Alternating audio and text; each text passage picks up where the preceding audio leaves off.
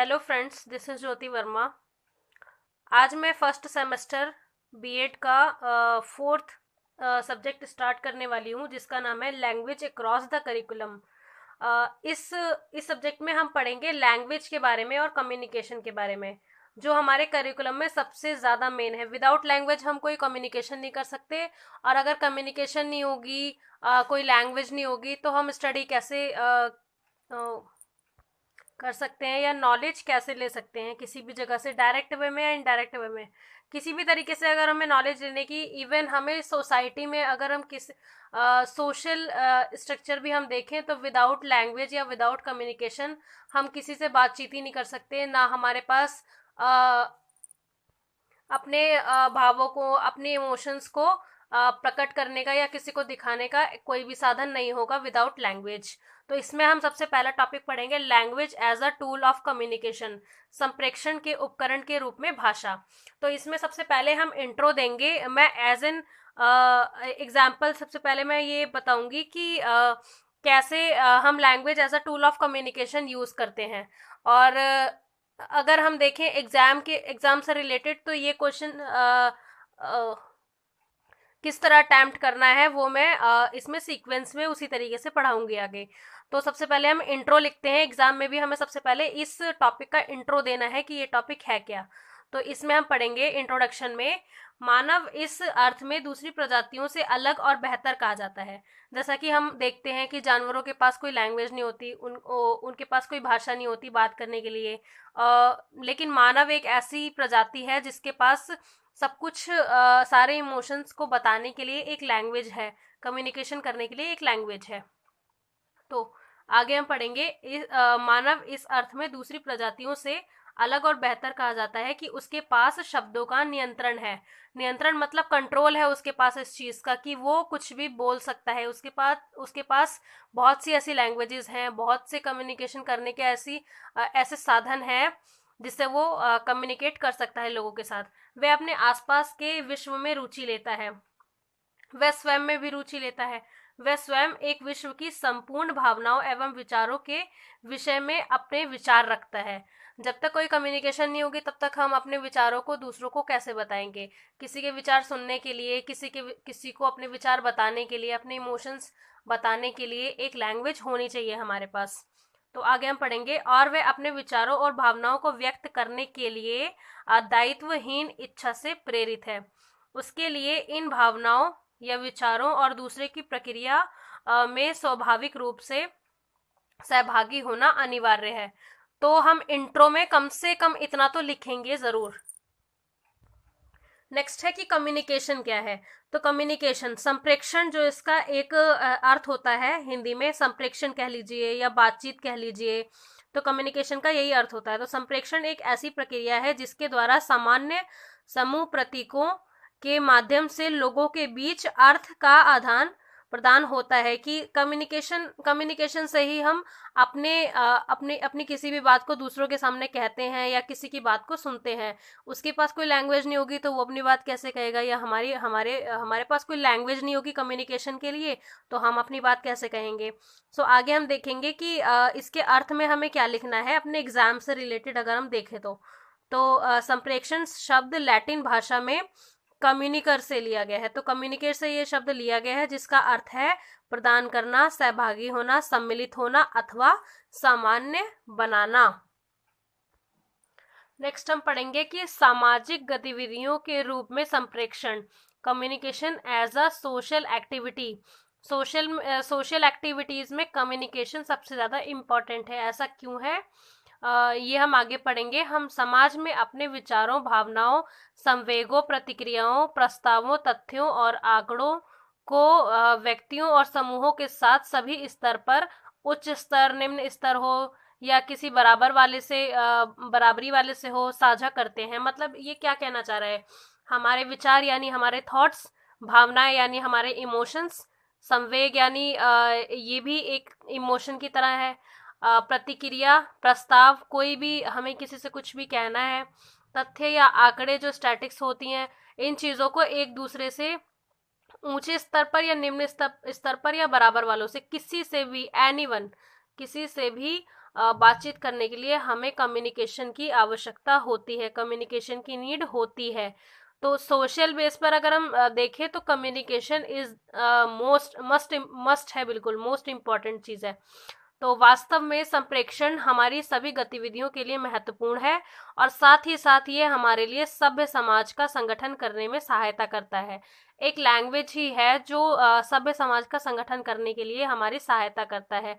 Without language we can't share anything with anyone. सभ्य समाज में प्रत्येक व्यक्ति के लिए भूमिकाएं निर्धारित होती हैं। इन सभी भूमिकाओं को संप्रेषण द्वारा ही निभाया जाता है। बातचीत द्वारा ही हम कोई भी बिजनेस कर रहे हैं, कोई भी सोशल से रिलेटेड, किसी समाज से रिलेटेड कोई भी चीज़ है, सोसाइटी से रिलेटेड, या अपनी फैमिली में है, हमारे ऑफिसेज में है, स्कूल्स में है, कॉलेजेस में है, हॉस्पिटल्स में है, मतलब कोई भी जगह, आप कोई भी प्लेस ले लीजिए, हर जगह आप विदाउट कम्युनिकेशन कुछ नहीं कर सकते। सभी संप्रेषण भूमिका संबंधों द्वारा निर्देशित हैं। केवल जब यह इन भूमिका संबंधों की सहायता करते हैं तभी हम सफलतापूर्वक संवाद करते हैं। नेक्स्ट है संप्रेषण घटना। तो जो कम्युनिकेशन इवेंट है वो हम आगे पढ़ेंगे। संप्रेषण की प्रक्रिया में दो या दो से अधिक व्यक्तियों का एक माध्यम द्वारा प्रतिभागी होना आवश्यक है। जब तक कोई दो लोग नहीं होंगे तब तक कम्युनिकेशन कैसे हो सकता है? दो हो या दो से अधिक हो, अकेले तो कोई इंसान बातचीत करेगा नहीं ना, बस खुद से ही। जिसमें एक विशेष उद्देश्य के साथ सूचना का संदेश प्रेषण एवं प्राप्तकर्ता दोनों द्वारा पारस्परिक रूप से समझना आवश्यक है। सबसे पहले हम देखेंगे कि एक सेंडर होना चाहिए, एक रिसीवर होना चाहिए। एक बंदा कुछ कह रहा है और दूसरा सुन रहा है, और सुनना, अगर वो सही सुन रहा है कोई चीज तो वो उसका फीडबैक देगा, उसका आंसर देगा। जब तक वो सुन नहीं रहा, अगर उसने ठीक से सुना है तो वो एक सही संप्रेषण है, सही कम्युनिकेशन है। और अगर उसने गलत सुना है या वो नहीं सुन पाया, उसकी पुअर लिसनिंग है, तो वो मतलब एक कम्युनिकेशन नहीं माना जाएगा। नेक्स्ट है हमारा संप्रेषण की विशेषताएं यानी फीचर्स ऑफ कम्युनिकेशन। इसकी क्या क्या फीचर हैं? तो सबसे पहला है हमारा अर्थ आधारित, मीनिंग बेस। जब तक मीनिंग बेस नहीं होगा तब तक कोई भी संप्रेषण नहीं हो सकता। संप्रेषण में सबसे अधिक आवश्यकता वास्तविक संसार की वस्तुओं अथवा आधारभूत संदर्भों के केंद्र को संदर्भित करने की है, जैसे कि वस्तुओं, स्थितियों, घटनाओं, विशेषताओं को नामित करने हेतु उपलब्ध शब्दों के प्रयोग की योग्यता होना। नेक्स्ट है हमारा परंपरागत यानी कन्वेंशनल। इसमें है संप्रेषण में संबंध पारस्परिक विचार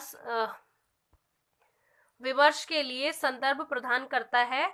समयावधि के लगभग सभी मामलों में लोगों के मध्य संबंध उनके कार्यकारी वार्तालाप से बाहर जाकर उनके व्यवहार एवं जीवन के अन्य क्षेत्रों में भी निहित है। नेक्स्ट है वार्तालापिक यानी इंटरेक्शनल। तो इसमें लोगों के बीच संप्रेषण के चैनलों को खुला रखना चाहिए और उपयुक्त रिपोर्ट स्थापित होनी चाहिए। फोर्थ है हमारा उपयुक्त यानी एप्रोप्रिएट होनी चाहिए हर चीज। वक्ता, लेखक और सुनने वाला, प्राप्तकर्ता के मध्य संबंध का ध्यान अवश्य होना चाहिए। नेक्स्ट है हम किस किस तरीके से कम्युनिकेशन कर सकते हैं। सबसे पहले हमारा शाब्दिक अभिव्यक्ति यानी वर्बलाइजेशन। वर्बली हम कोई भी कम्युनिकेशन कर सकते हैं, किसी से भी बातचीत कर सकते हैं। अपने विचारों और भावनाओं को व्यक्त करने के लिए मनुष्य को उपयुक्त प्रतीकों को खोजने की आवश्यकता है। सभी शब्द किसी वस्तु या घटना को व्यक्त करने या उसका प्रतिनिधित्व करने के लिए जो व्यक्ति देखता है या इसके बारे में सोचता है प्रतीक है। इस प्रकार मनुष्य ही एकमात्र ऐसी प्रजाति है जो शब्दों के सभी अभिव्यक्त करती है। यही कारण है कि गंभीर और औपचारिक संप्रेषण शब्दों में होता है। तो शब्दों में गंभीर और औपचारिक संप्रेषण होता है शब्दों में। नेक्स्ट है हमारा मौखिक संप्रेषण, ओरली हम कोई चीज करते हैं, जैसे हमने मुंह से कुछ बोल दिया तो वो एक ओरल है, ओरली हम कुछ कर रहे हैं। मनुष्य ही केवल ऐसी प्रजाति है जिसे भाषा का वरदान मिला है, और कोई भी ऐसी प्रजाति नहीं है जो भाषा सीख सके या भाषा बोल सके। और भाषा का प्रयोग मुख्यतः वाणी में होता है। लेखन इसके बाद आता है, मतलब लिखित में कोई भी चीज इसके बाद आती है, सबसे पहले ओरली होती है। यही कारण है कि हम अपने लिखित प्रतिलेख में से पहले मौखिक संप्रेषण लेते हैं। सबसे पहले हम किसी चीज के बारे में बात करेंगे, देन हम उसको लिखित में लेंगे। उसके बाद है लिखित संप्रेषण यानी रिटन कम्युनिकेशन। जो भी चीजें हम रिटन में देते हैं, तो पठन एवं पूर्ण मानव का निर्माण करता है। लेखक एक सटीक मानव का निर्माण करता है। वार्तालाप एक मानव को तैयार करता है, जबकि भाषा प्राकृतिक और स्वाभाविक रूप से हमारे पास है। लेखन गंभीर अभ्यास के बाद और विचारों के ध्यानपूर्वक संगठन के बाद आता है। लेखन में व्याकरण के नियमों का सख्ती से पालन होता है। व्याकरण के बिना हम कोई भी चीज लिख नहीं सकते। व्याकरण का ध्यान रखना बहुत ही ज्यादा इम्पोर्टेंट है।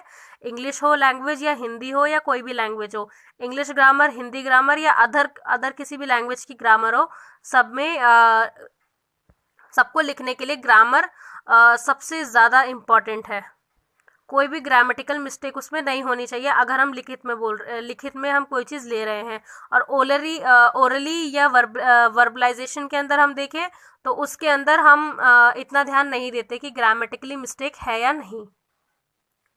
सो यहाँ हमारा ये टॉपिक ख़त्म होता है। मिलते हैं नेक्स्ट वीडियो में नेक्स्ट टॉपिक के साथ। Thank you so much for watching this video. मेरे चैनल को लाइक करें, सब्सक्राइब करें एंड कमेंट करें और शेयर करें। Thank you.